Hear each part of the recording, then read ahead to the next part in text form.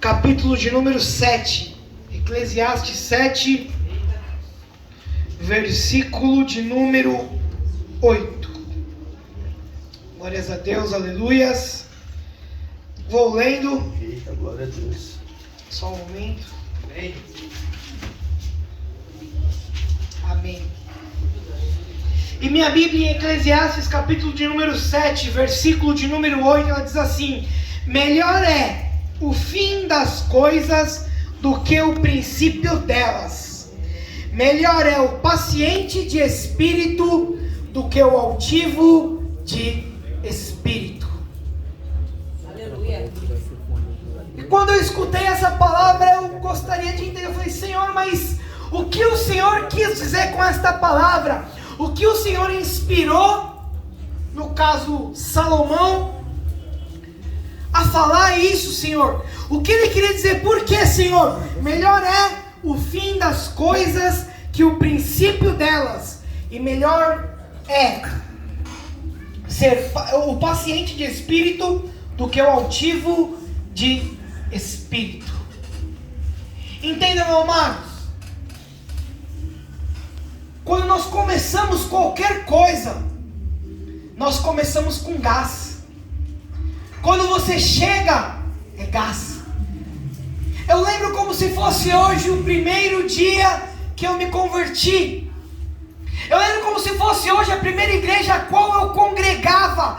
Todos os cultos eu me derramava. Todos os cultos eram o culto. Todos os cultos eu chorava. Todos os cultos eu adorava de uma forma diferente. Mas o que você quer dizer com isso, pastor? E eu faço um comparativo de como eu estava há algum tempo atrás, que eu não queria nem falar da palavra de Deus. E daí eu comecei a entender, e Deus começou a ministrar sobre essa palavra sobre o meu coração, e eu comecei a entender, melhor é o fim das coisas do que o começo delas, porque não adianta eu começar cheio da unção, cheio do gás, cheio da vontade, mas quando eu estou terminando a minha carreira, eu estou sem ânimo, eu estou sem forças. Paulo diz: combati o bom combate, guardei a fé. Aleluia. E quando Paulo ele diz isso, ele fala assim: olha, o que eu era no começo valeu a pena para o meu fim. E eu continuo sendo. Paulo, quando ele diz isso, ele fala: o amor que eu comecei é o amor que eu estou terminando. A obra que eu comecei é a obra que eu estou colocando um fim hoje. Aquilo que Deus colocou sobre a minha mão, até este último momento, está sobre o meu domínio.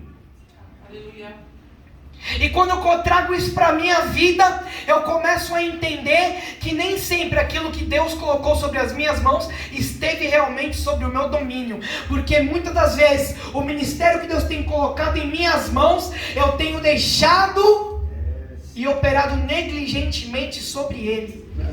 E daí eu comecei a entender que melhor é o fim das coisas do que o começo. Porque aquele Tiago esperto que começou tudo, e eu falava, eu bravejava, esbrajava e falava tudo, falava: Senhor, se Deus hoje ali na porta aparecer para mim e falar: Senhor, larga o seu emprego, eu largo o meu emprego.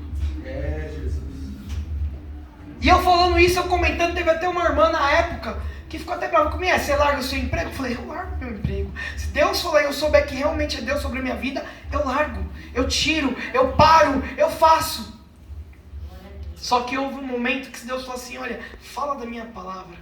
Eu não falei. E como foi o meu começo? E como estava sendo o meu fim? Mas por que você diz fim? Porque não sabemos a hora nem o dia, e a todo momento temos que estar preparados. O pastor Washington veio falar aqui, ele falou sobre as virgens que estavam esperando. Você tem sido prudente com a palavra do Senhor? Você tem feito a manutenção da palavra do teu ministério, daquilo que Deus tem colocado sobre as tuas mãos? Se terminar hoje, porque estava terminando para Paulo, Paulo estava nas cadeias, Paulo estava ali sendo açoitado, e ele falou assim: olha, você hoje vai ser morto. E ele combatiu o bom combate, guardei a fé, porque o meu Redentor, ele vive. Paulo, ele sabia o que ele tinha feito, e nós sabemos aquilo que nós fazemos, nós sabemos como nós estamos. Não há aquele negócio de estralou, opa, hoje eu estou fraco. Não, você sabe quando você está fazendo menos, você sabe quando a sua adoração não está subindo, você sabe quando você não está buscando, você sabe quando você não está adorando. E a palavra de Deus, em 1 Reis,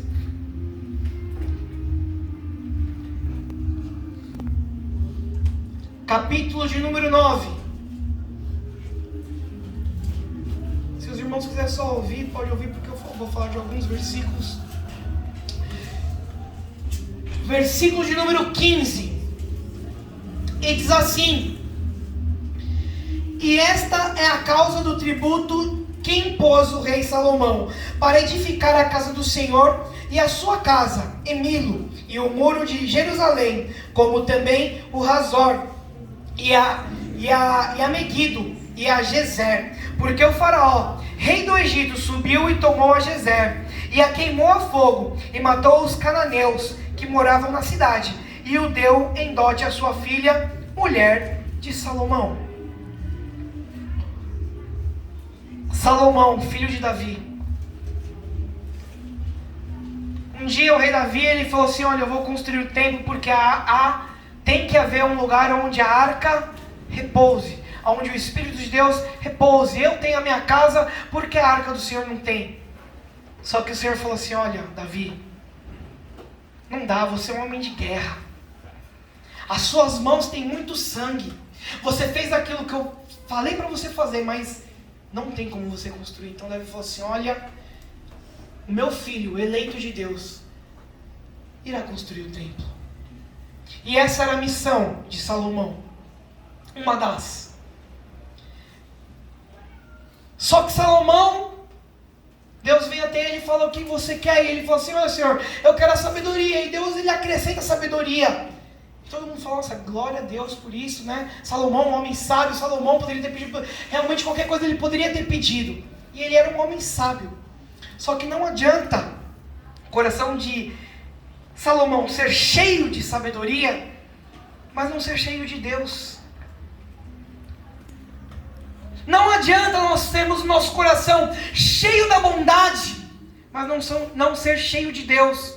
Não adianta o meu coração ser cheio da vontade de ajudar, mas não ser cheio de Deus. Não adianta o meu coração ser cheio da esperança, ser cheio da vontade de trabalhar, ser cheio de seja lá o que, mas não ser cheio de Deus.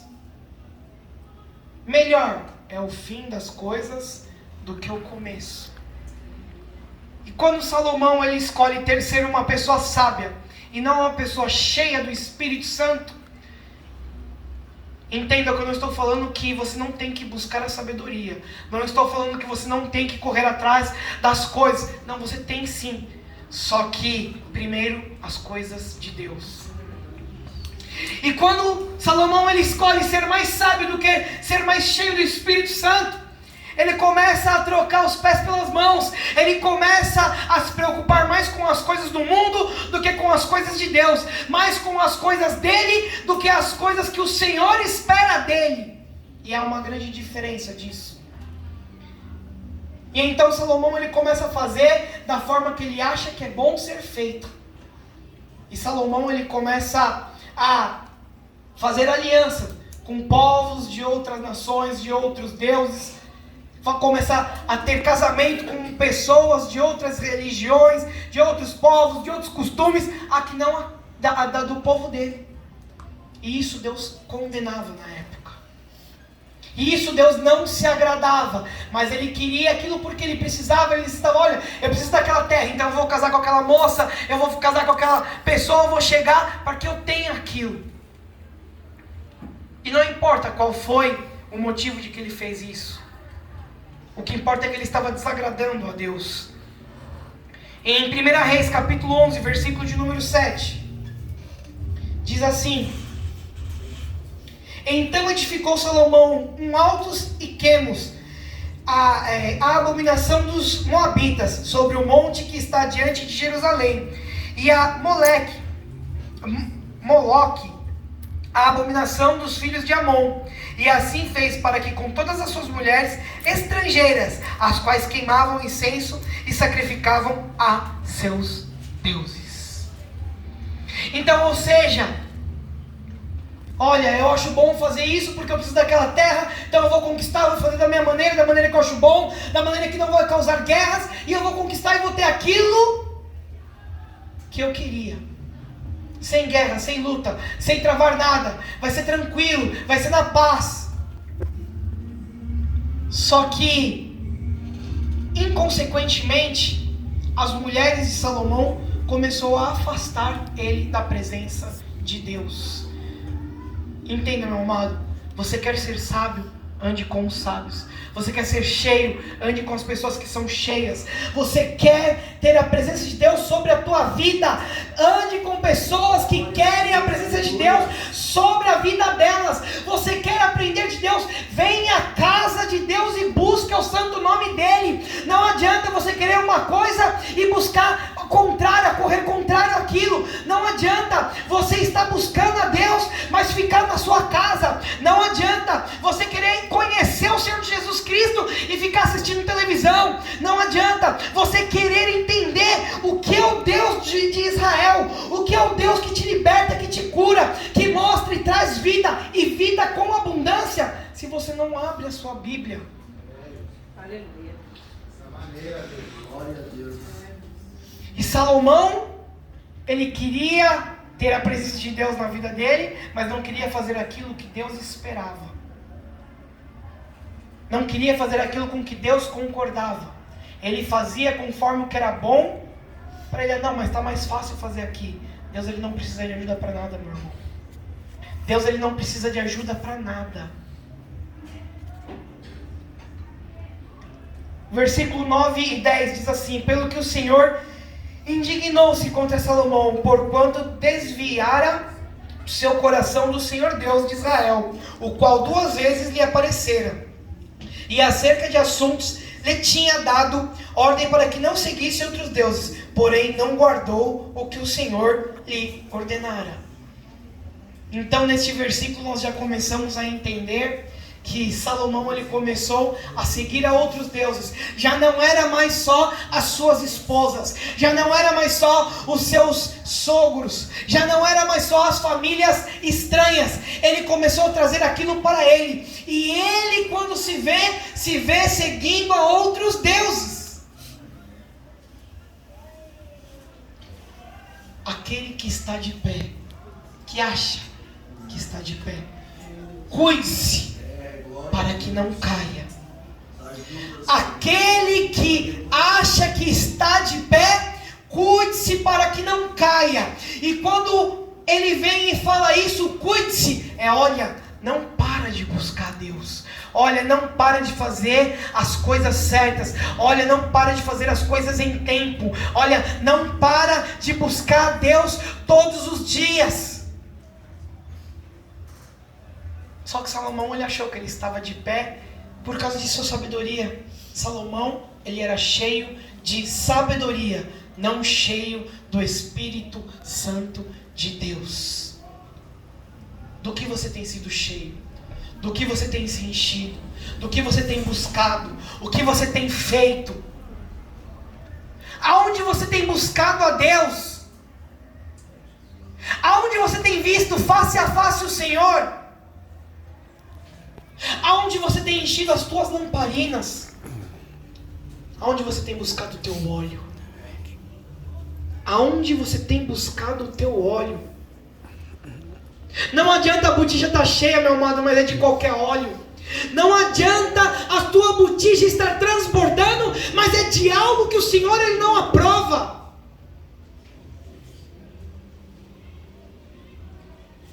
Ontem o pregador falou aqui, Senhor, mas eu preguei, mas eu falei, mas eu busquei. E Deus ele só vai falar, olha, aparte-se de mim porque eu não te conheço.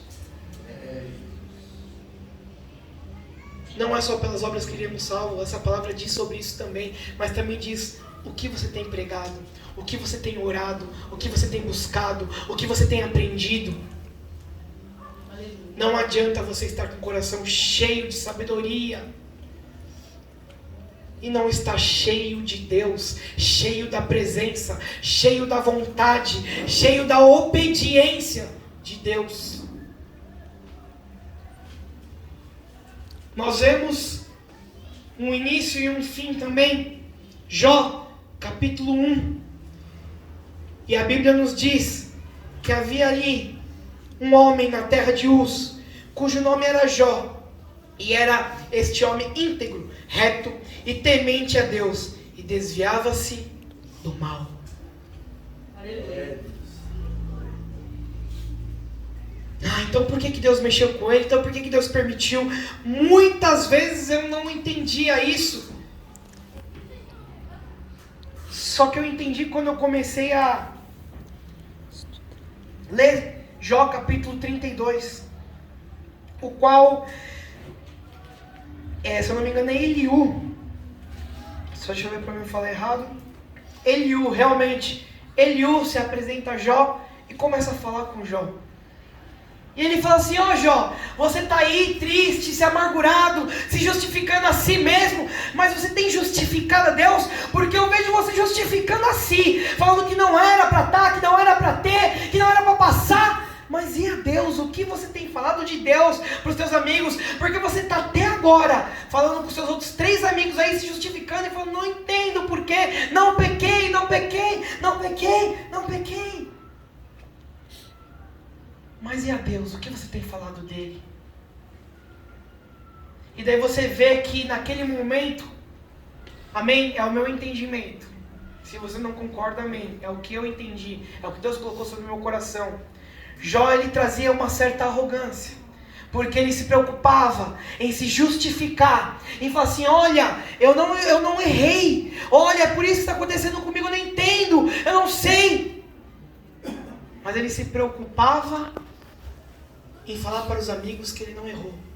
Porém, ele não se preocupou em adorar a Deus. Porém, ele não se preocupou. E nos versículos seguintes você vê que a conversa dele com Deus é diferente. E Deus falou assim, Jó, você sabe de onde que vem o vento, Jó? Jó, aonde você estava quando eu fiz as estrelas e os céus e tudo mais? E Deus ele começa a falar com ele. E aquela arrogância de Jó vai começando a ser quebrantada. E ele vai entendendo, ele fala, opa, peraí, ele é o Criador, não eu sou uma criatura. Eu estou invertendo os locais. Eu queria me justificar, eu não tenho que justificar, porque o meu Redentor, ele vive. Aleluia. Aleluia. E aí sim, Jó, ele volta a si. E entenda que melhor é o fim do que o começo. Porque quando nós começamos a ler o livro de Jó, nossa, mas você até já assim, você falou, nossa, mas como Deus é injusto com Jó. É um homem perfeito. Mas quando você começa a se aprofundar nas escrituras, e quando você começa a ler e a entender qual foi o comportamento de Jó perante tudo aquilo que Deus o colocou, você começa a entender, nós precisamos aprender mais sim de Deus. Nós precisamos entender mais sim de Deus. Quando pegamos, acho que é 2 Samuel que fala sobre Eli, é a primeira. Eli, o começo de Eli deve ter sido maravilhoso. Por quê? Porque ele era um juiz, ele era um sacerdote, ele era uma pessoa cheia do Espírito Santo de Deus, incumbido de tratar e cuidar do templo. E naquele tempo, meu amado, não era pouca coisa. Naquele tempo, meu amado, era um cargo que havia o seu peso. Até que Samuel levantou e falou, ó Eli, hoje Deus vai vir para você. Olha ali, Deus não tem se agradado do que você tem feito. Deus não tem se agradado do que você tem acobertado. Deus não tem se agradado do que você tem visto e não feito nada. É, Jesus. E daí a palavra do Senhor que está lá em Eclesiastes começa a ecoar no meu coração, e eu realmente começo a entender que melhor são os fins das coisas do que os seus começos, porque não adianta eu começar com o gás, mas terminar negando. Não adianta eu começar exaltando e terminar murmurando. Não adianta eu começar adorando e terminar falando mal daquilo que Deus está colocando sobre a minha vida. Glória a Deus, Jesus. Então quando Salomão ele enche a boca e fala melhor são os fins das coisas do que os começos, ele entende do que ele está falando, porque ele é prova viva daquilo, porque aquela palavra estava ecoando sobre a vida dele, e ele entendeu. Ele falou: o que me adianta a minha sabedoria se eu não soube usar na presença de Deus? O que me adiantou o meu cargo se eu não soube usar para adorar a Deus? O que me adiantou meu palácio? O que me adiantou minhas mulheres? O que me adiantou o templo? O que me adiantou trazer a arca? O que me adiantou se eu não soube colocar isso em prol da obra de Deus? O que tem te adiantado as coisas que Deus coloca sobre a tua vida, se você não tem feito a vontade dEle? E é tão notório isso porque o final de Salomão, 1 Reis capítulo 11, versículo 29, diz assim: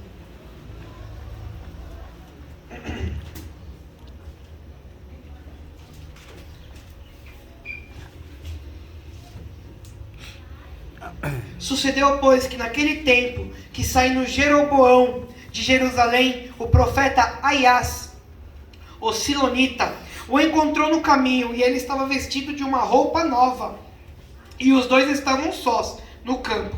E Aias pegou na roupa nova que tinha sobre si e rasgou em 12 pedaços, e disse a Jeroboão: toma para ti os 10 pedaços, porque assim diz o Senhor Deus de Israel: eis que rasgarei o reino da mão de Salomão, e a ti darei as 10 tribos, porém terá uma tribo por amor de Davi, meu servo, e por amor de Jerusalém, a cidade que escolhi de todas as tribos de Israel, porque me deixarão e